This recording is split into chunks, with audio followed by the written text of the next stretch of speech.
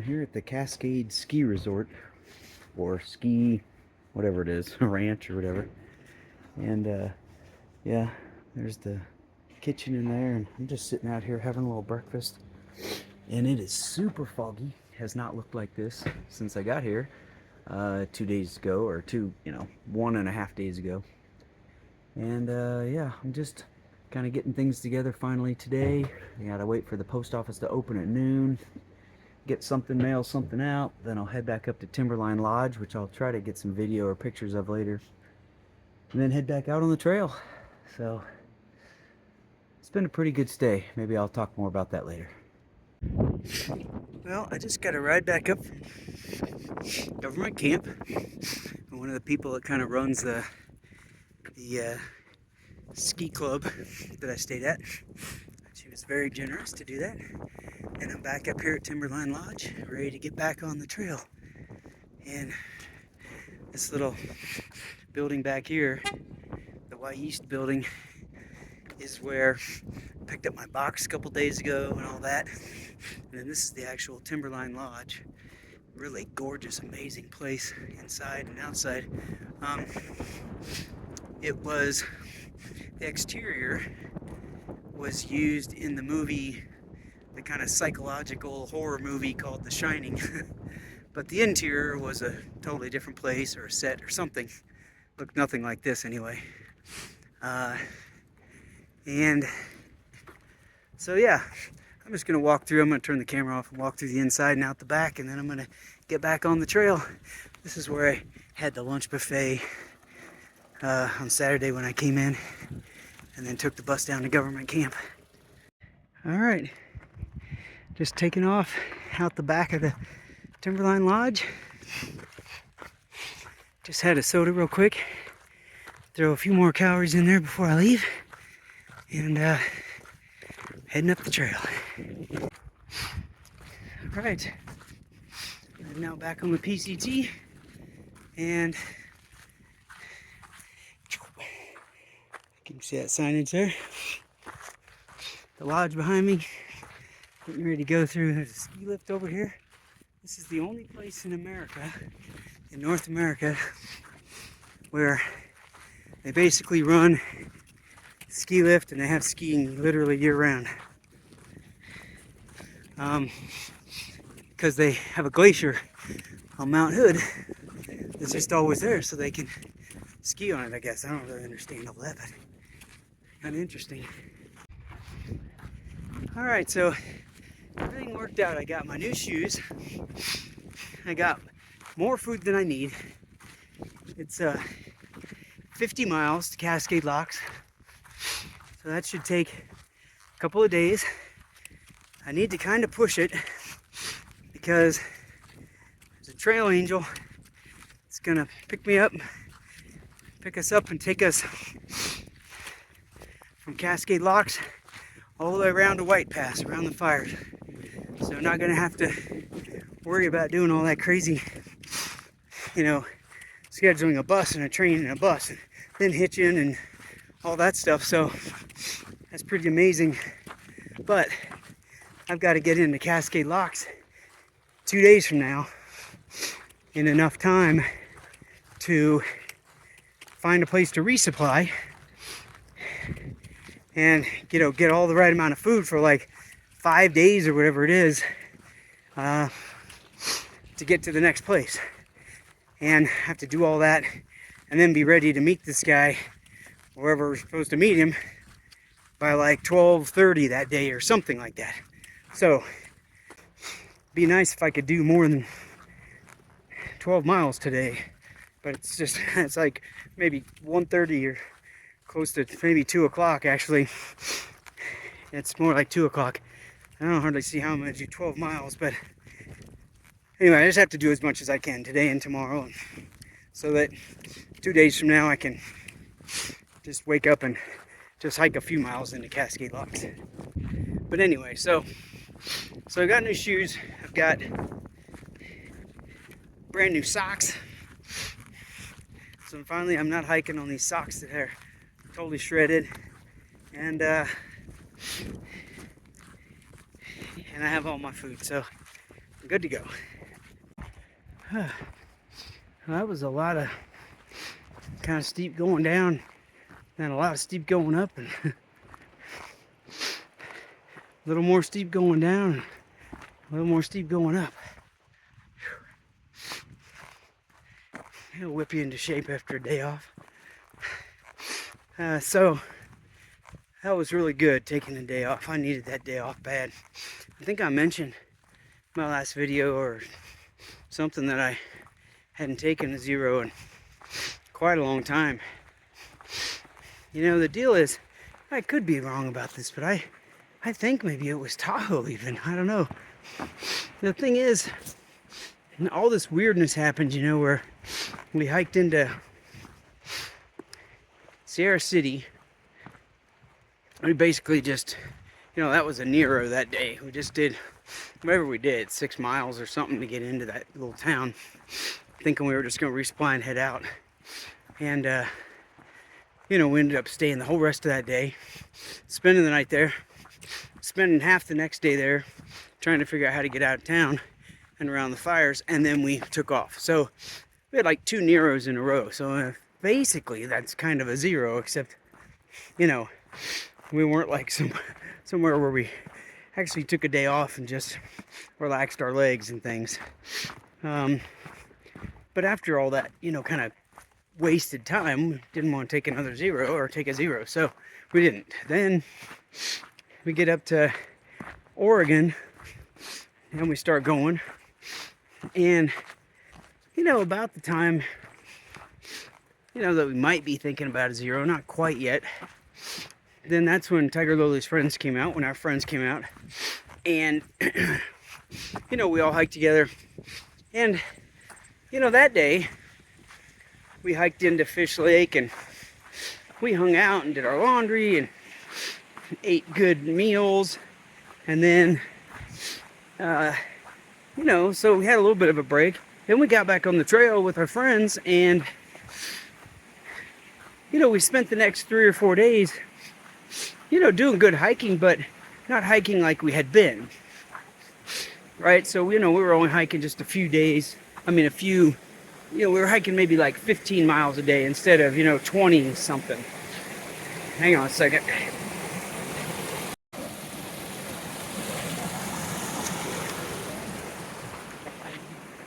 So anyway, you know, certainly wasn't like we took Neros. I mean, you know, we were working hard every day, but just not as hard as we've been working. So after those few days, when they shuttled me around the other fire, you know, I couldn't take a zero there. I was dropped off at the trailhead. It's time to hike. And so I started hiking. Anyway, I felt pretty refreshed from, you know, having a few days of not hiking like big miles. And then what? Then I got into Sisters to resupply. Well, by that point, I don't know, I could have taken a zero then, but I just didn't really want to. And so I kind of took sort of a half day off or a part day off there. So whatever. I haven't taken a full day off. And really, there's such a difference in taking a full day off. I mean, it just lets things heal up, lets things relax, and, you know, in a way that you can't when you're on your feet, even for a partial day. So anyway, this was good. I feel good. And, yeah, I'm not sure where my next zero is going. It'll be a little ways away. Well, 2 things I was going to say. First of all, I just passed Joel back there. He's that French guy, 76-year-old French guy that I've seen a few times out here.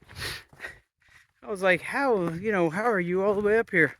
Well, after talking to him for a couple of minutes, I realized he never takes a day off. He said he's taken no days off ever. He starts getting really tired. He'll just hike slow for a few days or something. But I don't know, it works for him. I don't even know how.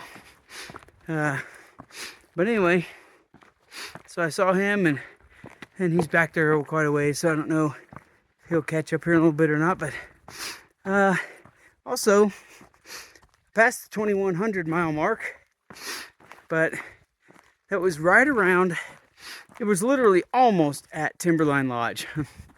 So you come out of Timberline Lodge and you go like 0.2 miles or something, and it's right there. But there are all these trails crisscrossing back and forth that people are messing around on. And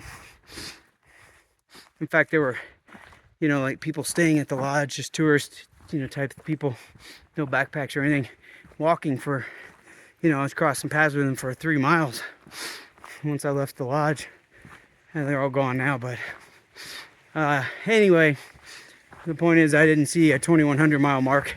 Probably isn't one because it's just right in the middle of all their gardens and their different things. But anyway, crossed 2100, so that's one more milestone.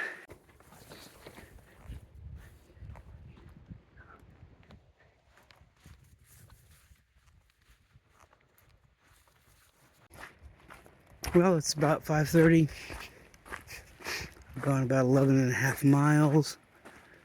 And I don't know where the trail is from here, but hopefully it's here. Anyway, I'll stop and check that. Ah, this way. Looks like so. Anyway, dropped, I think, a little over 3,000 feet.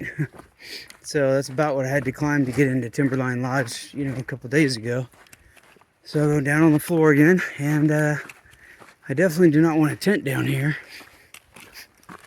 And I don't want to stop at 11.5 miles, so I'm going to try to go 13, not that much further, maybe a little less than an hour. I can get another couple of miles and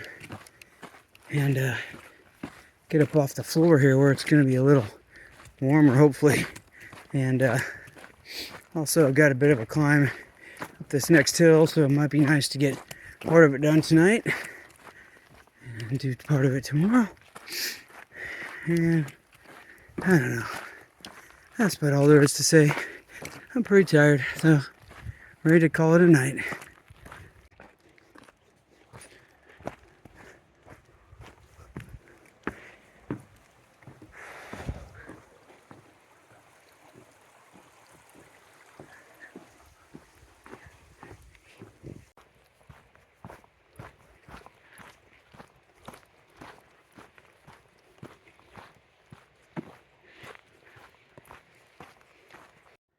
Well, when I left Timberline Lodge today, I thought I'd like to do about 13 miles. I figured it'd be about 6:30.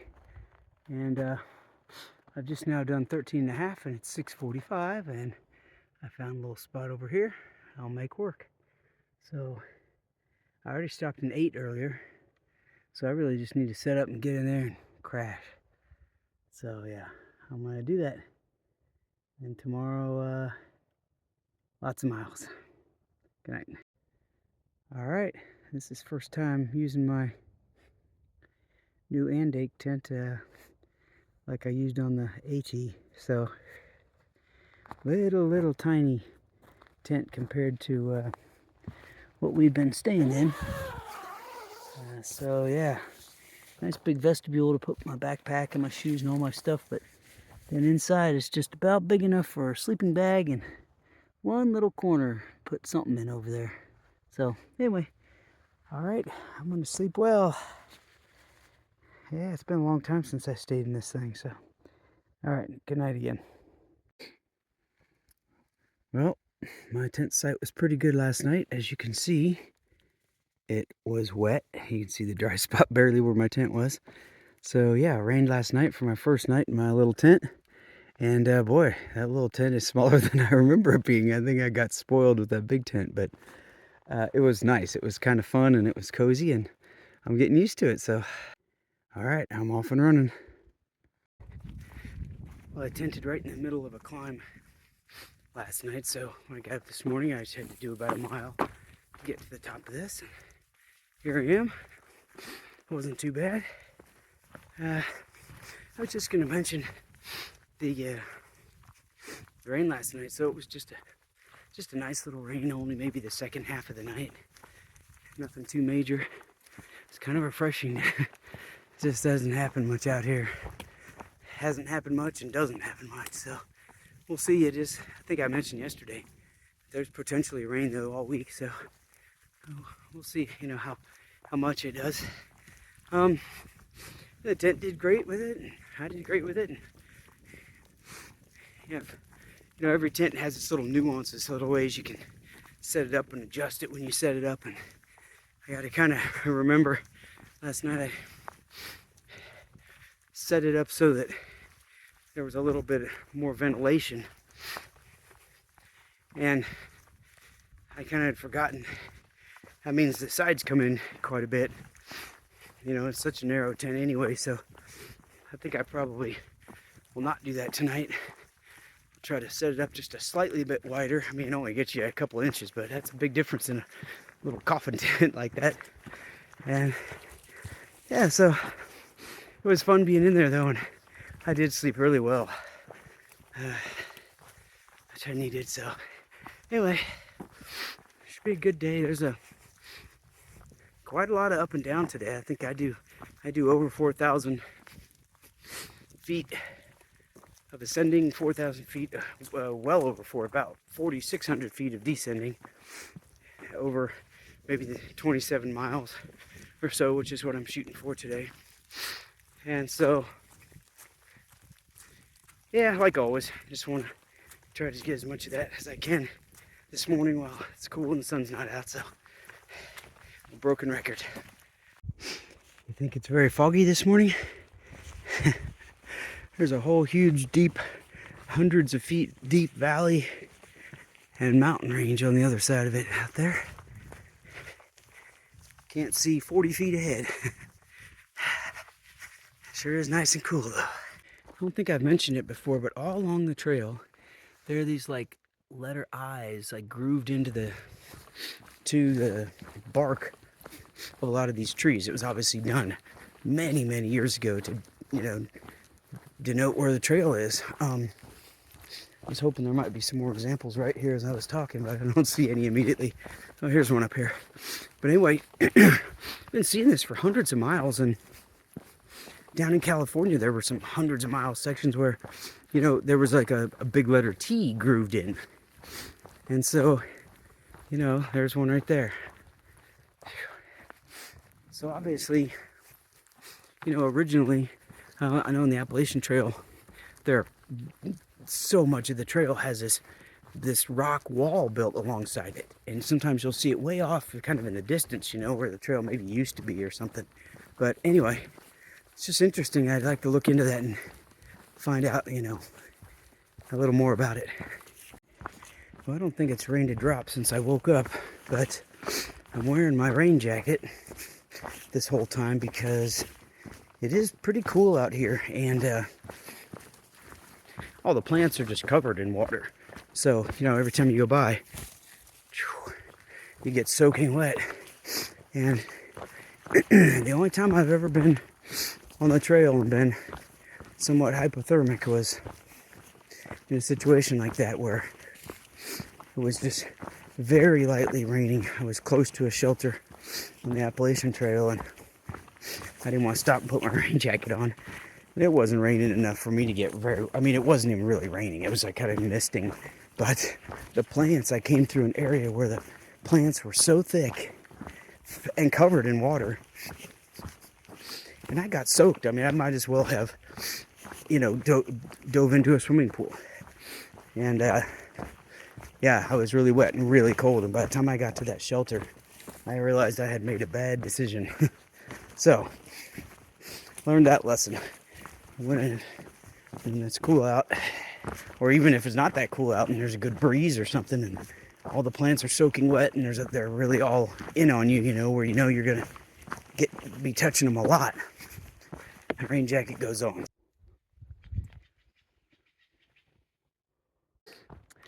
I was just thinking, you know, last year when we had to get off trail, and we rented a car and drove up through kind of all the area that we weren't able to hike.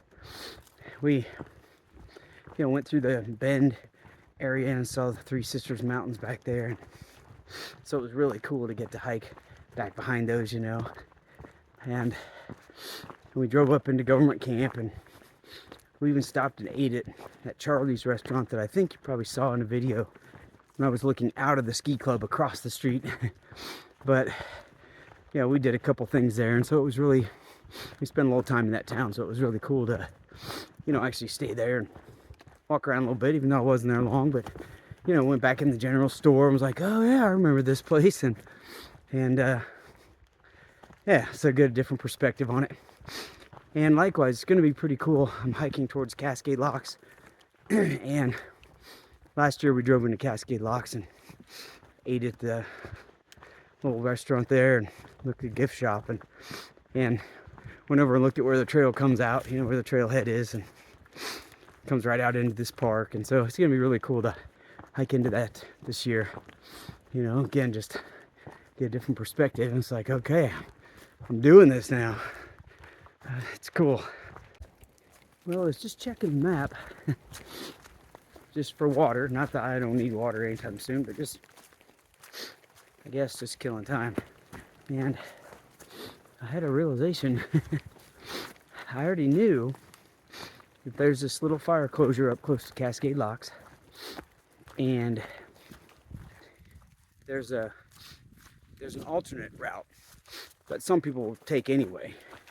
But that route's open, so, you know, everyone's known for weeks now that when you get up close to Cascade Locks, you have to take the alternate. You can't take the regular PCT route for, you know, just for a few miles at the end.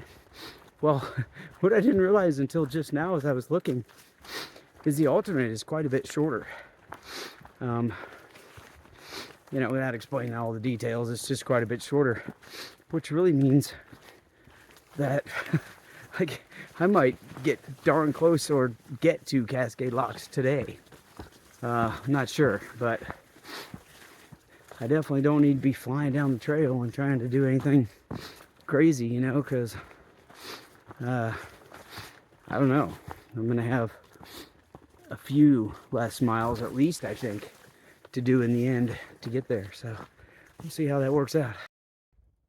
I've been going most of the day just with my rain jacket on, just shorts, and that's it. And it has gradually just been getting colder and colder and colder, and I'm getting slowly wetter and wetter, at least from the waist down, where, you know, I'm hitting tree, you know, bushes and things in the trail and just getting water off of that. Anyway, so I had to stop, and I got out my extra pair of socks I'm going to put on my hands. And then I've got some rain mitts I'm going to put over top of those, keep my hands, because my hands are barely even functioning right now. They're so cold. Ugh. And I'm going to put my rain pants on over top of my shorts, and, you know, I'll be fine. But I was hoping to ride it out till lunch, but it's still like an hour and a half or two away, and it's cold. So, all right. It's still blustery, but it's been clearing up just a little bit. At least you can see the other side of the valley. It's pretty. I should be really close to this little alternate trail, so I think I'm going to check, and then if I'm relatively close, I'm going to sit out here where it's a little warmer than in the trees and maybe eat some quick lunch before I head down there. So, Alright, so the Pacific Crest Trail was supposed to go on that way, but no, that's where the Whiskey Creek fire is. And so I gotta take the Eagle Creek Trail towards the Eagle Creek campground, and then it comes out near the same place that the PCT would come out in Cascade Locks. So anyway, I gotta get out my map and figure out which one of these trails I'm supposed to take out of here. But it has been right around 40 the entire day, and then of course, you know, rain off and on, drizzle a little, wind pick up, and that's why it got so cold after a while there. And of course all the plants are all wet, so I was wet. But it is now up to about 55, a balmy 55. So I was starting to get hot So I took all my extra gear off, and I'm just me in my shorts and shirt. And yeah, I feel better. So heading down this little alternate trail into Cascade Locks, and it's really steep, you know. They're not super groomed. So lots of rocks and loose rocks and things like that. So I just having to be careful, but making good time. And I think what's going to happen is I'm going to get somewhere up here, you know, earlier than I would usually stop. And I'm just going to need to stop because I've got nowhere to stay in Cascade Locks. The person shuttling us around is not going to be there until tomorrow around noon. So I think I'll just, you know, probably maybe around like 4 o'clock or something today, I'll just stop and set up the tent and just hang out. And then tomorrow I'll head in, and maybe I already said some of this, have breakfast, and might try to see if there's anybody that can fix my pole tips while I'm just hanging around waiting, and resupply, and then I'll get ready to get shuttled north.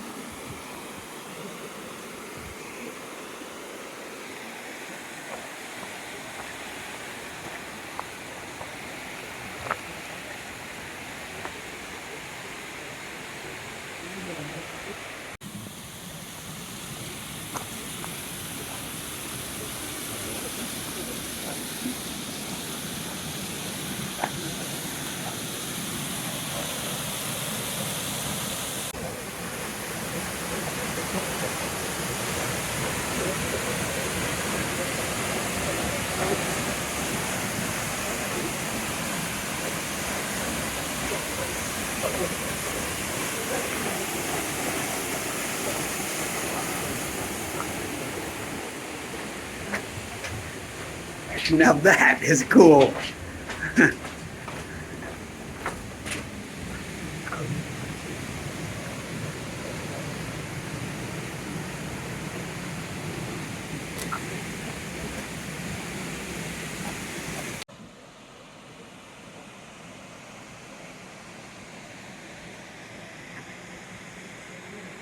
What a neat little section that was on this alternate trail.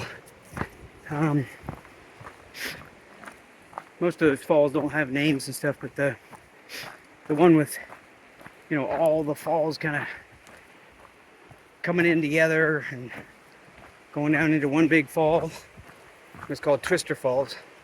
And then that big tall one was just called the Tunnel. So pretty neat. Twister Falls, and I could just sit and watch that for hours. Alright, well, it's about 3 o'clock. This is going to be my tent spot for the night. It's only about 7 more miles into town. It's actually slightly less than that. But, again, there's just no point. I just hike in, and then I just have to pay to tent at some campground, and with nothing to do and nowhere else to go, really. And so I'm just going to stay here. Get a few little things done that I want to get done. Dry out my tent and my sleeping bag. They're both a little damp from the rain last night. And you know, just give me time to do that. And then I'll get to bed early and get ready for tomorrow.